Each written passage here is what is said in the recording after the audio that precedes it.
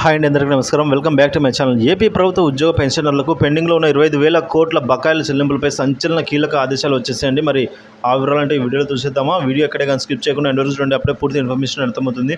అలాగే వీడియో నచ్చినట్లయితే లైక్ చేయండి. ఇంకా ఎవరైనా కొత్తగా మన ఛానల్ చూస్తూ సబ్స్క్రైబ్ చేసుకున్నట్లయితే వెంటనే సబ్స్క్రైబ్ చేసుకున్న ద్వారా నేను చేసే ప్రతి ఒక్క వీడియో మీ వరకు రీచ్ అవుతుంది. ఇక విషయానికి వచ్చినట్లయితే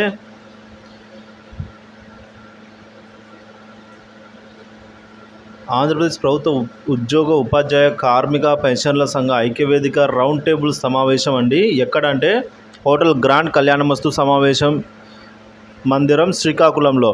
సో తేదీ వచ్చేసి జూన్ 1, సమయం సాయంత్రం 4 గంటలకు, శనివారం అండి, సాయంత్రం 4 గంటలకు. ముఖ్య అతిథిగా శ్రీ కేఆర్ సూర్యనారాయణ, అధ్యక్షుడు ఆంధ్రప్రదేశ్ ప్రభుత్వ ఉద్యోగుల సంఘం మరియు చైర్మన్ ఐక్యవేదిక Shri Karanam Srihari, co chairman Shri Baji Pathan, secretary general మరియు రాష్ట్ర స్టీరింగ్ కమిటీ సభ్యులు హాజరవుతారు. ముఖ్యమైన అంశాలు ఏంటంటే ఇందులో ఈ కార్యక్రమం సంబంధించి సిపిఎస్ లేదా జిపిఎస్ రద్దు, ఓపీఎస్ పునరుద్ధరణ మొదటి అంశం అండి.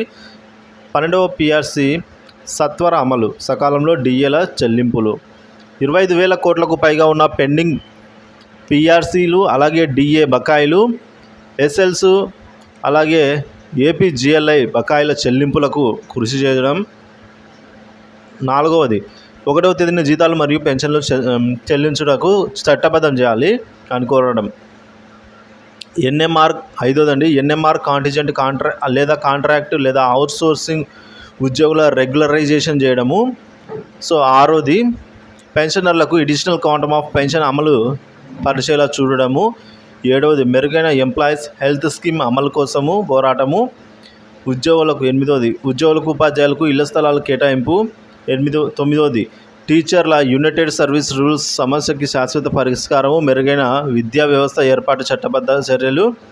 10వది గ్రామవార్డు సచివాలయ ఉద్యోగులకు నోషనల్ ఇంక్రిమెంట్లు, సర్వీస్ రూల్స్ అమలు తదితర సంస్థాగత సమస్యలకు పరిష్కారం అండి. 11వది ఇక ఏపీఎస్ఆర్టీసీ ఉద్యోగుల విలీన సమస్యల పరిష్కారము. 12వది ఉద్యోగ ఉపాధ్యాయుల సమస్యల పరిష్కారానికి చట్టబద్ధమైన వ్యవస్థ ఏర్పాటు.